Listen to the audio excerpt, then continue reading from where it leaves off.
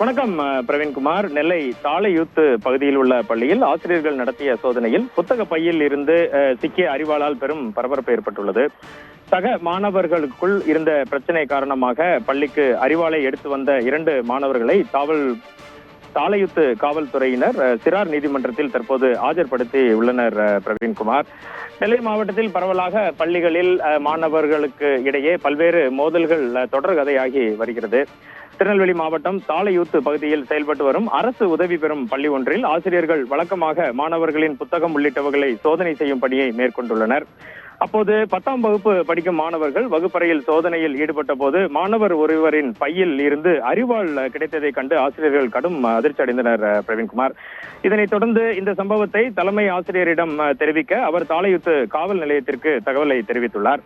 இதனைத் தொடர்ந்து சம்பவ இடத்திற்கு வந்த போலீசார் அரிவாள் எடுத்து வந்த மாணவர் மற்றும் அவருடனான சக மாணவர் இருவரிடமும் விசாரணையை மேற்கொண்டுள்ளனர். தொடர்ந்து இந்த 2 மாணவர்களின் பெற்றோரையும் பள்ளிக்கு வரவழைத்து அவர்களுடன் காவல் நிலையத்திற்கு மாணவர்கள் அழைத்து செல்லப்பட்டனர். சம்பவம் குறித்து நடத்திய விசாரணையில் 2 மாணவர்களுக்குள்ளும் ஏற்கனவே முன் விரோதம் இருந்ததாகவும் மாணவரை மிரட்டுவதற்காக புத்தக பையில் வைத்து அரிவாளை வீட்டிலிருந்து எடுத்து வந்ததும் தெரிய வந்தது. இதனைத் தொடர்ந்து 2 மாணவர்களிடமும் புகாரை பெற்று பின்னர் அந்த 2 மாணவர்களையும் சிறார் நீதிமன்றத்தில் ஆஜர்படுத்தினர்.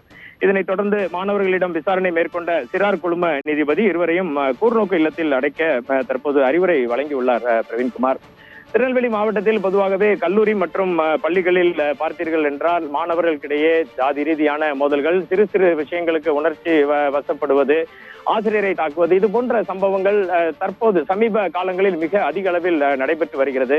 மாவட்ட நிர்வாகமும் காவல்துறை சார்பில் தினந்தோறும் விழிப்புணர்வு நிகழ்ச்சிகள் நடத்தப்பட்டு வருகின்றன. பள்ளிகள் மற்றும் கல்லூரிக்கு காலை மற்றும் மாலை வேளைகளில் தினந்தோறும் மாவட்டம் முழுவதும் மாநகரத்தில் போலீசார் ரோந்து செல்கின்றனர்.